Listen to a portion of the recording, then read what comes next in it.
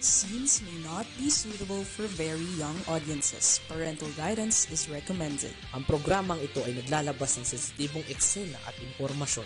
Striktong patnubay at gabay ng magulang ang kailangan.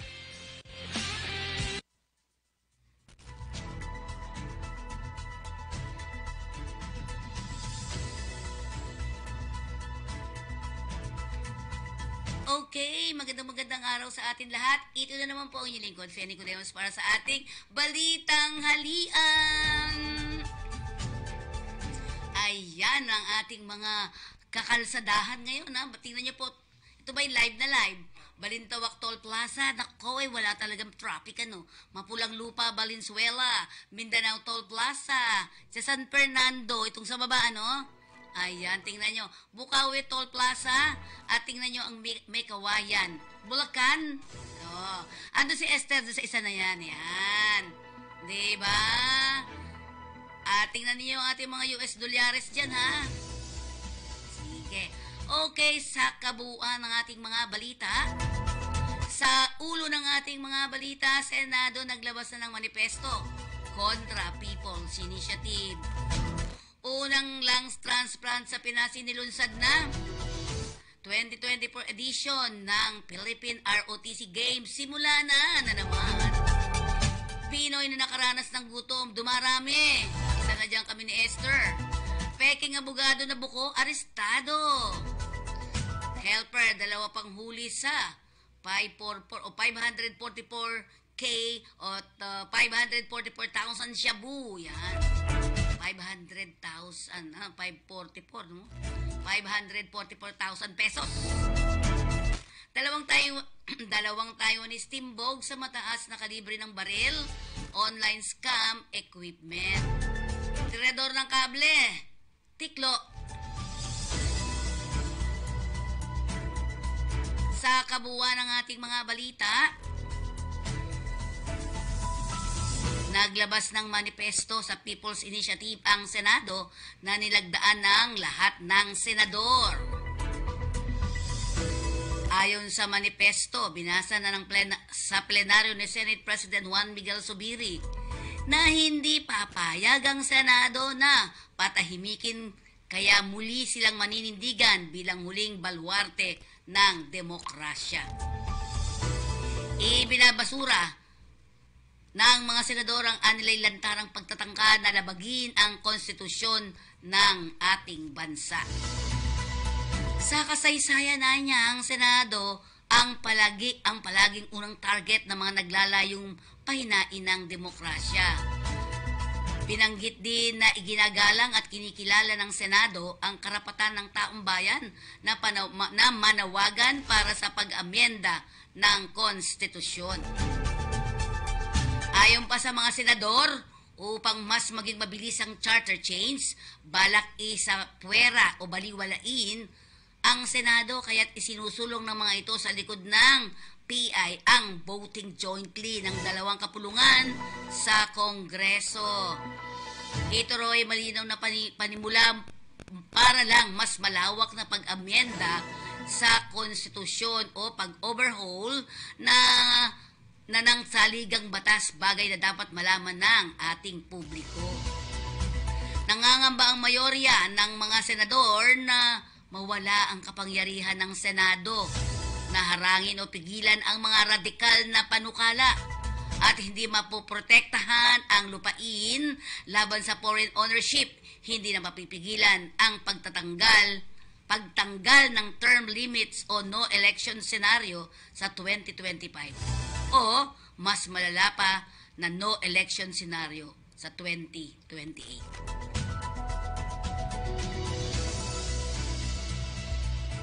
Samantala, pinangunahan ni Pangulong Ferdinand Bongbong Marcos Jr. ang paglulunsad ng kauna-unahang lung transplant program ng Lung Center of the Philippines sa Quezon City. Sinabi ni Pangulong Marcos na isang malaking breakthrough ang lung transplant sa bansa. Kasabay nito, pinasasalamatan din niya ang healthcare professional sa patuloy na pagbibigay serbisyo sa taong bayan. Si Pangulong Marcos ang ikalawang Pangulo ng bansa na bumisita na sa Lang Center kasunod ng kanyang amang si dating Pangulong Ferdinand Marcos Sr. Noong 1998, may nakapila na sana sa lungs transplant. Ito yung lung transplant na to ha. Subalit nasunog ang Lang Center at of the Philippines kaya inuna muna nilang mag-ayos nito bago ang lung transplant. Ayon sa presidente, ang pneumonia at iba pang respiratory disease ang nasa top 20 disease na sanhi ng pagkamatay ng mga Pilipino. Habang nasa 4.2 million ang inilaang pondo para sa renovation ng post-anesthesia care at 1.8 million pesos. Ang inilaan naman para sa surgical intensive care unit. Ang naturang pondo ay nakapaloob sa 2024 General Appropriation Act at private sector donation.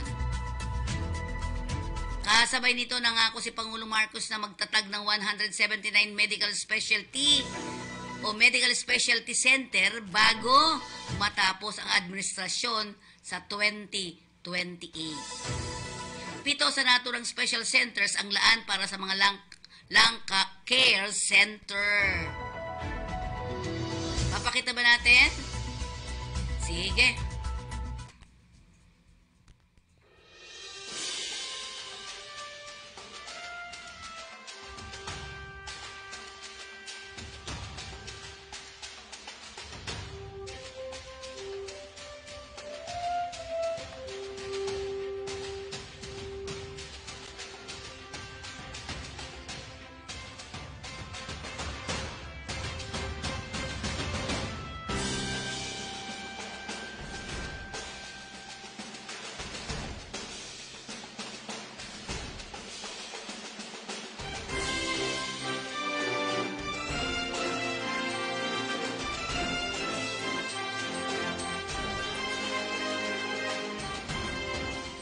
We celebrate. Okay, congratulations and thank you very much for that event, no? Unang lung transplant sa Pinas, inilunsad na po yan, di ba? At pinangunahan po yan ng ating Pangulong Marcos. Opisyal nang sinimulan naman itong Lunes ang ikalawang edisyon ng Philippine Reserve Officer Training Corps o ROTC Games na itinatag ni Senator Francis Tolentino sa pamamagitan ng paglagda sa isang memorandum of agreement sa Tejeros Hall sa Camp Aguinaldo. Tiwala si Senador Tolentino na ang PRG na sa loob ng 50 taon ay magiging makabuluhang sandali sa kasaysayan ng Armed Forces at ROTC. Sige. Magpaalala muna tayo. Okay, ang ating Sincerity Cafe and Restaurant na matatagpuan sa iba't ibang panig ng Kamaynilaan at dalawa naman sa Quezon City. Ang ating mga telephone number ay 8241-9990 and 8241-9972 para sa inyong mga catering. Baka gusto nyo po magpa-deliver. Apakasarap ng ang pinaka-number 1 dyan na masarap po sa Sincerity ay ang kalan chicken. Ang paborito ko dyan ay oysters cake, di ba? 1956 pa ng itayo ng Pamilya Uy ang naturang Sincerity Restaurant na matatagpuan sa iba't ibang panig ng Kamaynilaan tulad ng 519 Quintin Paredes Street, Binondo, Manila. Meron din tayo sa 238 Banawi Center, Banawi Street, Barangay Manresa, Quezon City.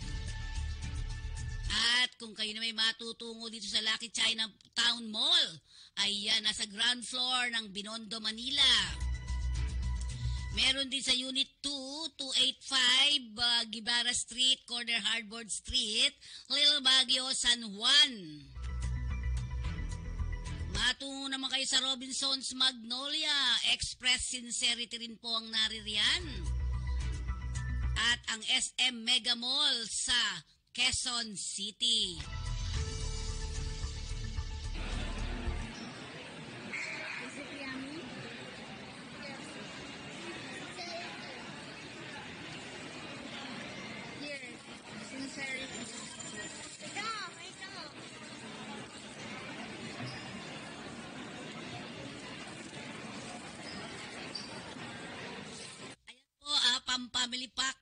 inyong Absolute Pure Distilled Drinking Water.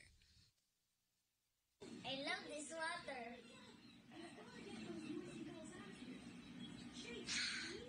Thirst quenching. Ayan ang ating Absolute Pure Distilled Drinking Water. May pang pamilya na, may pang sports pa at pang personal. At para naman sa ating flag carrier ng Pilipinas, andyan po ang ating Philippine Airlines. Ayan, gustong-gusto pong sakyan yan ang ating mga elderly kasi safe ka na, safe and sound sa pagsakay at pagbaba ng ating flag carrier. Walang iba kundi ang ating Philippine Airlines.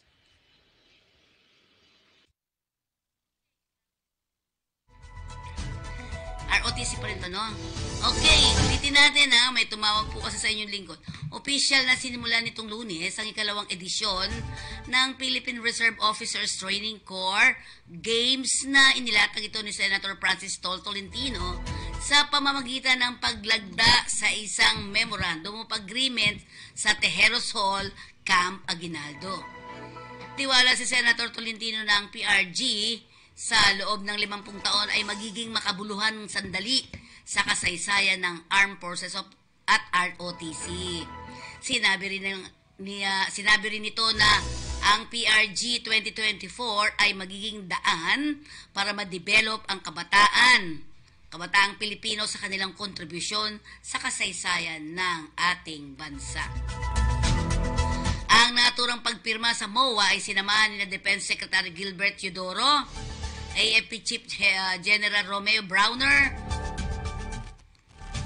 CHED Chairman Dr. Prospero de Vera, DILG Assistant Secretary Roland C. Puno, at Philippine Sports Commission Executive Director Paulo Francisco. Sinabi ni Browner na ang naturang palaro ay magbibigay ng mahalagang aral na huhubog sa kabataang Pilipino upang maging mga lider sa hinaharap. Sinangayunan naman ito ni De Vera na nagsabing ang ROTC Games ay magpapakita hindi lamang ng pisikal na lakas, kung hindi maging ang halaga ng mga magiging tagapagtanggol ng ating bansa. Samantala, binigyan diin ni DND Secretary Teodoro kung paano ang PRG ay isang epektibong kasangkapan na maaaring magbigay ng interes sa kabataan para makipagsapalaran na makatulong sa ating bansa. Ang inaugural edition ng PRG noong 2023 ay inilahukan ng 3,000 mahigit na ROTC cadet athlete sa buong bansa. Pinoy naman nakakaranas ng gutom, dumarami daw. Dumami ang bilang ng mga pamilyang Pinoy na nagugutom batay sa latest Social Weather Station survey. Naturang survey, ito ay makapagtala ng 12.6% na bilang ng pamilya na nagsasabing dumaranas ng involuntary hunger o pagkagutom, subalit walang makain kahit isang beses sa nakalipas na 3 buwan. Ang naturang percentage ng involuntary hunger rate noong December ay mas mataas ng 9.8% noong September 2023. Sa nakalipas na 3 buwan, iniulat ng SWS na ang insidente ng pagkagutom ay umakyat ng 5.3 puntos sa Mindanao, 4 naman sa Balance Luzon at 2.6% naman sa Visayas, samantalang 4.6% sa Metro Manila. Ang total hunger rate ay tumataas naman sa mga self-rated poor participants na mula 7.7% noong September nakalipas na taon ay naging 20.1% noong December 2023. Ang taas.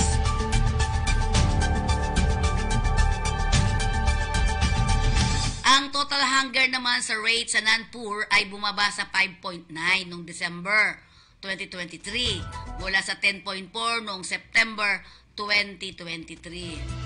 Ang survey ay ginawa noong December 2023 sa 1,200 adult Pilipino.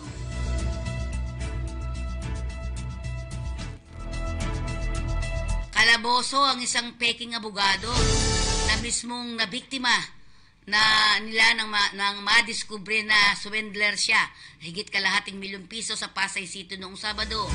Ito'y kinilala si alias Robert, ang suspect, 50 years old, isang consultant at residente ng Bilagio Ignatius Subdivision.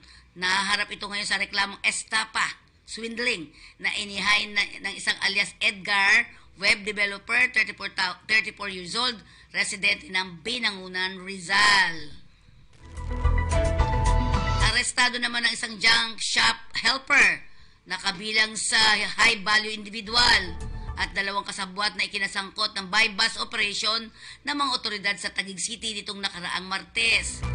Kinilala sa alias na Nikki, 37 years old, ang nadakip na target ng operasyon at mga kasamahan sina Alan, 51 years old, construction worker, at isang alias Dencio, 35 years old. Sa ulat dakong alas 6 ng gabi ng matagumpay na nadakip ang mga suspect sa barangay Bagong Bayan, Taguig. Nasamsam sa mga ito ang plastic bag na naglalaman ng 80, yan ba yun? 80 gramo ng shabu na may katumbas na halagang humigit kulang 500,000 piso. Samantalang naharap sa reklamong paglabag sa Section 5 at 11 ng Republic Act 9165 o yung tinatawag nating Comprehensive Dangerous Drug Act of 2022 ang tatlong suspect. Samantala, timbog ang dalawang Taiwanese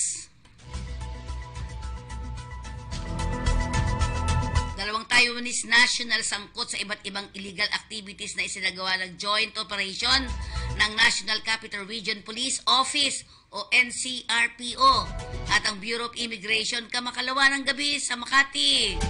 Sa report na tinanggap ni NCRPO, Director Major General Jose Melencio Nartates Jr. dinakip sina Yuan Bo Chun at Lin Jun Se.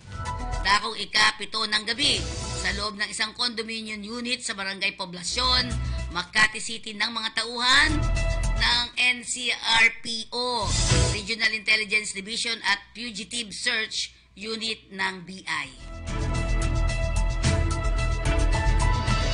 Nakakuha kay Yuan ang isinagawang operasyon ng iba't ibang uri ng matataas na kalibre ng baril, kabilang ang 5.56mm assault rifle, 9mm assault rifle, M4A1, carbine, 9mm Ingram na mga bala at posas. Nakumpisa naman dito ang mga computer system unit SIM, modem, libu-libong pre-registered SIM card, ATM cards, speaking ID at high-grade marijuana. Nasa kustodyo naman ng NCRPO RID ang mga suspect at nahaharap ito sa patong-patong na kaso. Muli namang bumagsak sa bilangguan ng isang miyembro ng Bahala na Gang na kapangalan ng premiadong aktor na si Christopher De Leon. Makaraang matyempohan sa pagnanakaw ng kable ng telepono sa Malate, Manila kahapon ng tanghali. Nakilalang na aresto si Christopher De Leon Ibeo ng Balingkit Street, Malate, Manila. Naharap ngayon ang suspect sa kasong theft sa Manila City Prosecutor's Office. Makarang ireklamo ni Mark Kabugaw, kinatawa ng PLDT habang nakadetine sa Malate Police Station Custodial Jail. Yan po ang ating mga balita sa ngayon. Hingin muna tayo ng weather update.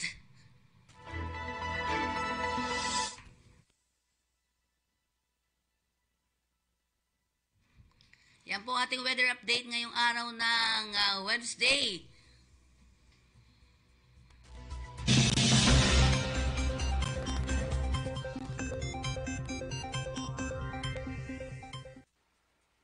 Isang magandang umaga po sa ating lahat. Weather update po muna tayo ngayong araw ng Miyerkules, January 24, 2024.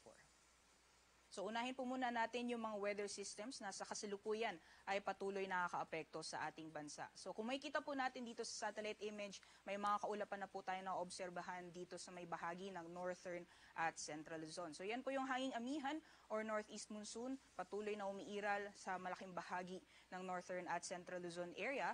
And possible po na magdala ito ng maulan na panahon sa ilang bahagi ng Luzon, partikular dyan sa silang bahagi ng Luzon hanggang sa may Camarines Norte.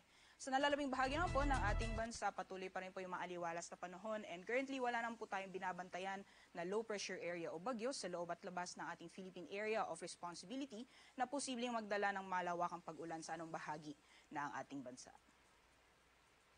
Dapat po tayo sa magiging lagay ng panahon ngayong araw sa Luzon. So gaya po ng nasabi natin kanina, yung amihan pa rin po ang patuloy na umiral at nakakaapekto, lalong-lalo na sa silangang bahagi ng Luzon area. So hanggang dyan po sa Cagayan Valley, Isabela, Aurora, Quezon Province hanggang sa may Camarines Norte, patuloy po yung maulap na papawali na may kasamang mga pag-ulan dulot na epekto ng northeast monsoon. Dito naman sa Cordillera, magiging maulap din po yung mga kalangitan, although may mga kasama po siyang may hinang mga pag-ulan o mga pag-ambon. Sa nalalabing bahagi naman po ng Luzon, particularly dyan sa Ilocos Region, sa nalalabing bahagi ng Central Luzon, pati na rin sa Calabarzon at Metro Manila, maliwalas pa rin po yung panahon, may mga tsansa lamang na mga pulo-pulong may hina mga pagulan o mga pag-ambon. Sa Mimaropa naman at Bicol Region, mostly mga isolated rain showers or thunderstorms, kadalasan sa hapon o sa gabi ang posibleng maranasan ngayong araw.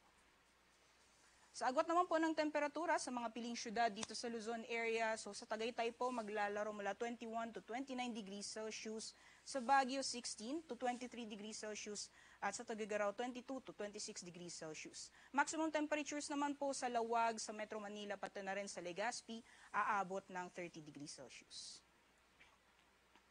So magiging lagay naman po ng panahon dito sa Visayas at sa Palawan. So magpapatuloy pa rin po yung mainit at maalinsangang panahon. May mga tsansa din ng mga pulo-pulong pag-ulan, pagkidlat at pagkulog. Sa agwat naman po ng temperatura sa Kalayaan Islands, maglalaro mula 24 to 31 degrees Celsius. Maximum temperatures for Puerto Princesa City, Palawan, abot ng 32 degrees Celsius. And maximum temperatures naman para sa Iloilo, Cebu, pati na rin sa Tacloban, aabot ng 31 degrees Celsius. Gayon din po sa magiging lagay ng panahon dito sa Mindanao, although mas mataas po yung chance na makakaranas po tayo ng mga isolated rain showers or thunderstorms, so patuloy lang po tayo sa pag-monitor ng mga thunderstorm advisory na ilalabas ng ating Regional Services Divisions. Sa agwat naman ng temperatura sa mga piling syudad dito sa Mindanao, for Zamboanga maglalaro mula 25 to 32 degrees Celsius. Gayon din sa Davao, 32 degrees Celsius maximum temperatures. At sa Cagayan de Oro naman, temperatura ay maglalaro mula 22 to 31 degrees Celsius. So sa kasalukuyan po ay may babala din tayo sa mga matataas na pag-alon or may nakataas po tayong gale warning sa ilang baybayin ng Luzon pati na rin ng Visayas. So yung areas po na highlighted ng red, yun po yung areas na matataas po yung mga pag-alon, particularly dyan sa Batanes hanggang dito sa may La Union. And then pati na rin sa Cagayan Valley, Aurora, ilang baybayin ng Quezon, Camarines Norte, sa northern at eastern coast ng Catanduanes, pati na rin sa ilang baybayin ng northern Samar. So delikado pa rin pumalaot, lalong-lalo na yung may mga maliit na sakyang pandagat. So magiging lagay naman po ng panahon sa mga piling syudad sa ating bansa hanggang sa darating na Sabado. So unahin po muna natin yung mga piling syudad dito sa Luzon. For Metro Manila at sa Baguio City, patuloy pa rin po yung epekto ng northeast monsoon hanggang sa darating na Saturday. Fair weather conditions pa rin po tayo for Metro Manila. Although yung sa Baguio City may kalakasan pa rin po yung epekto ng northeast monsoon. So hanggang Friday, magiging maulap pa rin po yung mga kalangitan natin na may kasamang may mga pag-ulan. And then fair weather conditions pa rin po pagdating ng Sabado. Sa Legazpi City naman, dulot na epekto or possible effects ng shear line. Posible po yung mga kalat-kalat, mga pag-ulan, pagkidlat at pagkulog simula bukas hanggang Friday. And then yung amihan naman po magdadala ng maulan na panahon pagdating ng Sabado. Agwat po ng temperatura sa Metro Manila, maglalaro mula 23 to 30 degrees Celsius. For Baguio City naman, 14 to 22 degrees Celsius at sa Legazpi City naman 24 to 31 degrees Celsius. Sa mga piling syudad naman sa Visayas hanggang sa Sabado magpapatuloy pa rin po yung mainit at maalinsangang panahon. Liban na lamang po yung mga tsansa ng mga pulo-pulong mga pag-ulan, pagkidlat at pagkulog kadalasan sa hapon o sa gabi. For Metro Cebu temperatures, hanggang sa Sabado maglalaro mula 24 to 31 degrees Celsius. Sa Iloilo naman 25 to 31 degrees Celsius at sa Tacloban 24 to 31 degrees Celsius. Sa mga piling syudad naman sa Mindanao, for Metro Davao, fair weather pa rin po mararanasan hanggang Friday and possible na iiral po makakaapekto yung shear line sa bahagi or eastern sections ng Mindanao. So dyan po sa Davao, posible pong magiging maulan yung panahon pagdating ng Sabado. For the rest naman po, dyan sa Cagayan de Oro, pati na rin sa Zamboanga, hanggang Sabado po magpapatuloy yung, yung fair weather conditions or may mga chance pa rin po ng mga pulo-pulong mga pag-ulan. For Metro Davao temperatures, maglalaro mula 24 to 31 degrees Celsius. Para naman sa Cagayan de Oro, 23 to 31 degrees Celsius. At sa Zamboanga naman, 24 to 33 degrees Celsius. Ngayong umaga, si Haring Araw ay sisikat ng 6:25 a.m. at lulubog mamayang 5:51 p.m. Para sa karagdagang impormasyon, bisitahin lamang po ang aming social media accounts at ang aming website pag-asa.ust.gov.ph. At yan po muna ang latest mula dito sa Pag-asa Weather Forecasting Center. Ako po si Rhea Torres. Magandang umaga po sa ating lahat.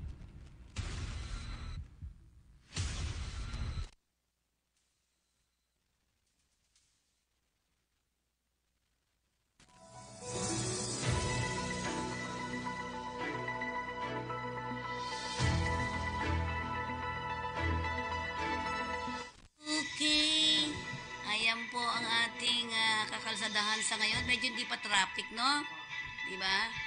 Yan. Sige. Tingnan muna natin. Magpaalala ka muna, be. Tawagan ko lang itong ating doktor.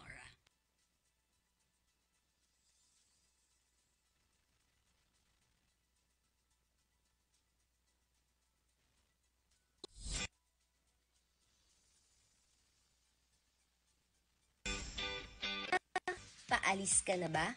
Kung paalis ka na kabayan, siguraduhin mo ang iyong kontrata. Tandaan mo, kontrata ang importante sa lahat. Ano nga ba ang kontrata?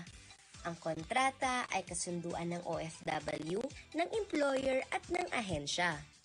Ito ay pinipirmahan ng OFW at ng illegal na kinatawan ng ahensya bilang patunay na sila ay nagkakasundo sa nakasaad sa kontrata na may kinalaman sa pagtatrabaho ng OFW sa magiging employer nito. Bakit mahalaga na may kontrata? Ang kontrata ay isang proteksyon ng mga OFW dahil nakasaad dito ang kanilang mga karapatan, katungkulan, kalagayan ng pagtatrabahuhan, termino ng kontrata at benepisyo ng OFW. Ang di pagsunod sa kontrata ng sinumang partido ay isang paglabag sa batas at maaaring batayan ng paghabla ng kaso.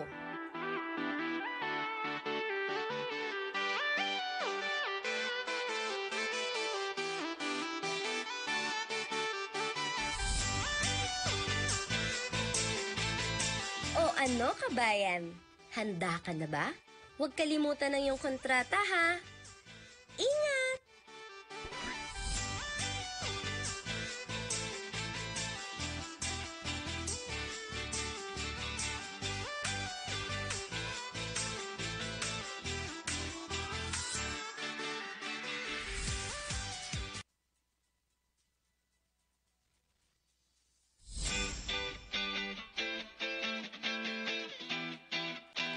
Ano nga ba ang RA 10022 o Migrant Workers and Overseas Filipinos Act of 1995?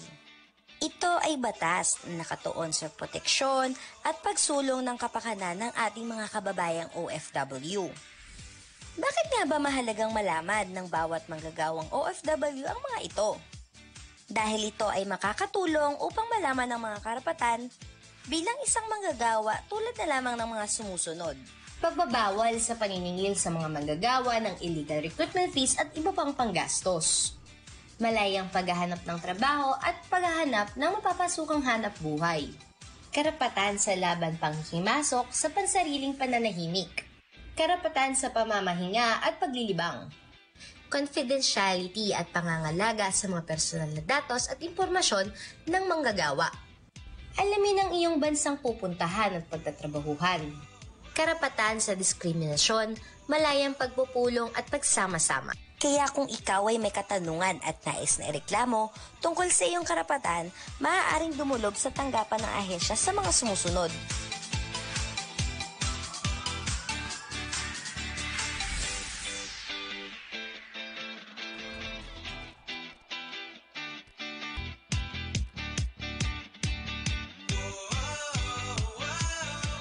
Ngayong alam mo na ang kalagahan ng iyong karapatan bilang isang manggagawa, huwag hayaan na ikaw ay busuin at ipaglaban ang iyong karapatan. Ingat ka, bayan!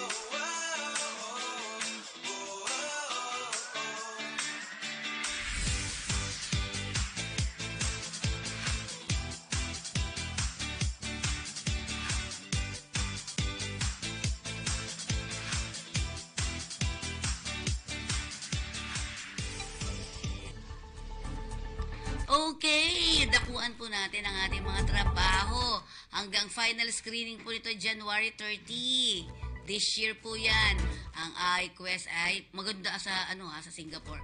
Ang iQuest ay nangangailangan ng 20 domestic helper. Yan. Until January 30 po ang final screening. Anong kailangan nila? Babae, 24 to 38 years old, at least high school graduate, no tattoo, can speak and understand English. Ano pa mga requirement? Updated resume, valid passport, NBA clearance, ID or certification, DOH vaccination certificate to those with booster. At syempre, e-registration payos, PSA birth certificate, pag-ibig number, info sheet for ex abroad. Tandaan po ninyo mga binabanggit natin dito, no salary deduction, no placement fee, no processing fee, at they offer financial support to selected applicants. Di ba? Ang cute-cute niyan. Basta tatandaan po ninyo, ang mga binabanggit natin dito ay talaga pong mga to. Kasi ang panahon natin ngayon ay hindi na po dapat nagbabayad ang ating mga OFW ng kanilang placement fee. Di ba? No placement fee at lahat po ay dapat ay ililibre na. Okay, interested applicant may apply at any of their branches nearest you or through online by clicking the apply link in the FB description above. You may also apply for scanning this QR code. They conduct initial screening daily. Ayan, pakita mo nga. Meron sila sa Cebu, Ilagan, Dumaguete at Pangasinan. Okay, ang QR code, Arvin. Ayan, apply now, EQ, scan QR codes. Okay, next natin. Ito naman, saan to? Ba't nagaganito? 100 factory workers to Taiwan. Republic of China. King Huyuan. Ito naman yung sa company to, no?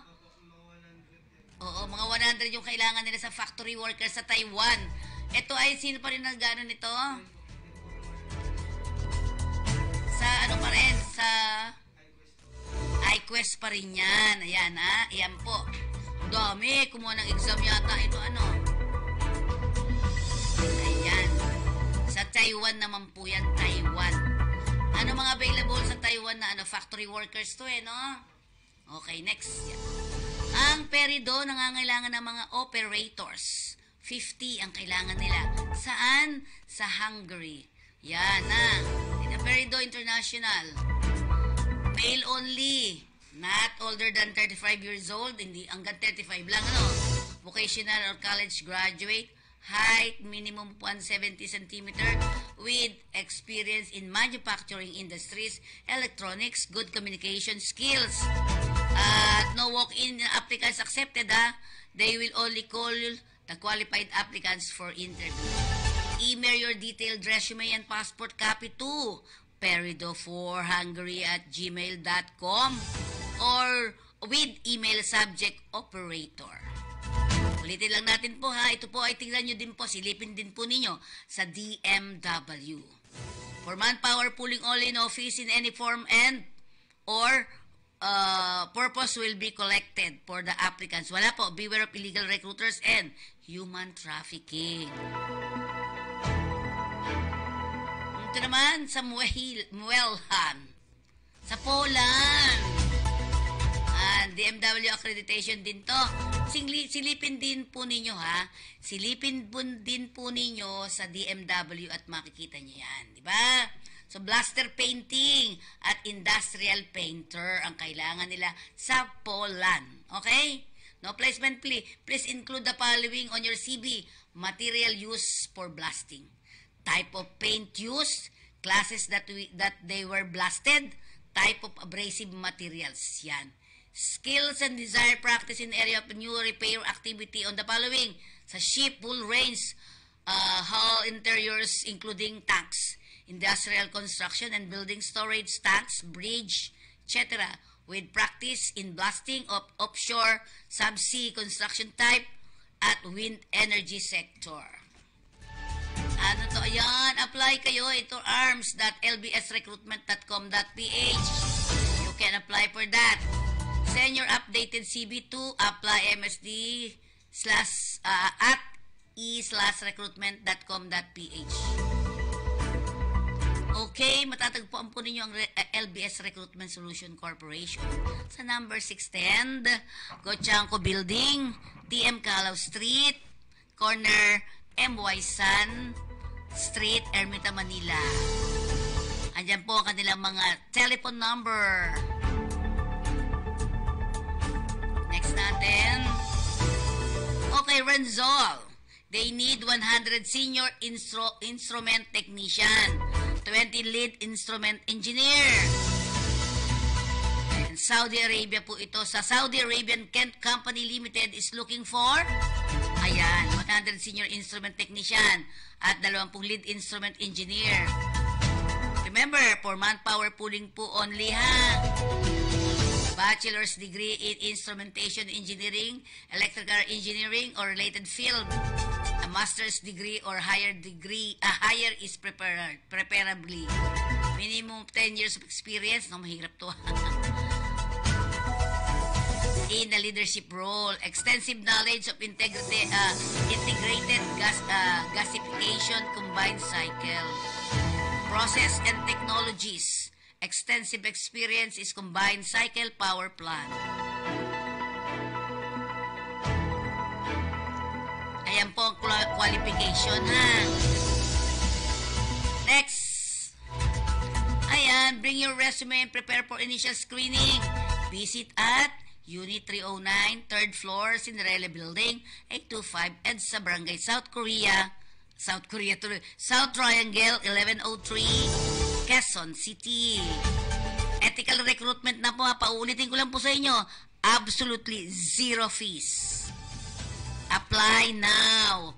Pwede kayo mag-apply kay Robbie@rensol.com, Trina@rensol.com, at Seiji@rensol.com. They need 100 female cleaners in Saudi Arabia. Delta Beer Overseas Job Placement and General Services Incorporated, Pasay, Unit 2D, 2nd floor, Miramonte Building, 53 Senator Hill Puyat Avenue, corner Rojas Boulevard, Pasay City. Yan, landmark nito ay Camel Appliance, Buendia, Pasay. City next to Shell Gas Station, Buendia. The owner, Margie Socorro Socote. Contact 639-2767-87454.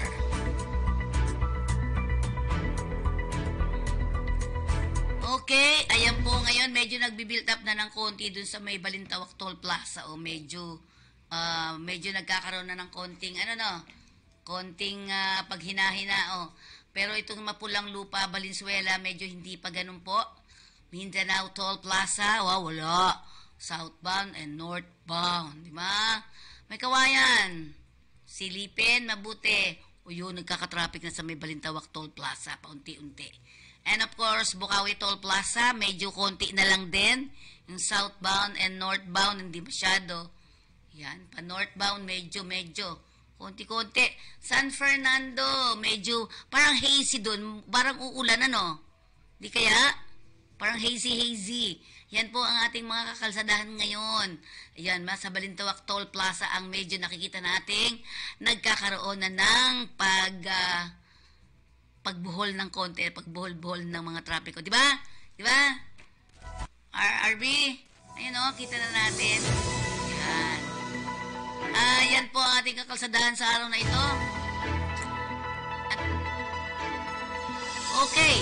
So, yan po ang ating mga ulat sa araw na ito ng Wednesday. Yan po ang ating balitang halian sa araw na ito. At syempre, maraming salamat naman sa ating mga nakausap kanina sa consultation natin. At malapit na po ang February 10, ay 9, February 9, ang Chinese New Year. O si Arby, meron na siyang diba? Dalawa na yung kanyang tikoy. Yan, tikoy. So maraming pong salamat sa inyo lahat. At Happy Valentine's sana sasabihin ko di ba? Malapit na rin yun. Happy New Year sa ating mga brothers and sister sa Binondo, no? Chinese New Year po. Okay. Maraming pong salamat. Ito ang lingkod Feni Cudemus para dito sa ating balitang halian. Maraming salamat.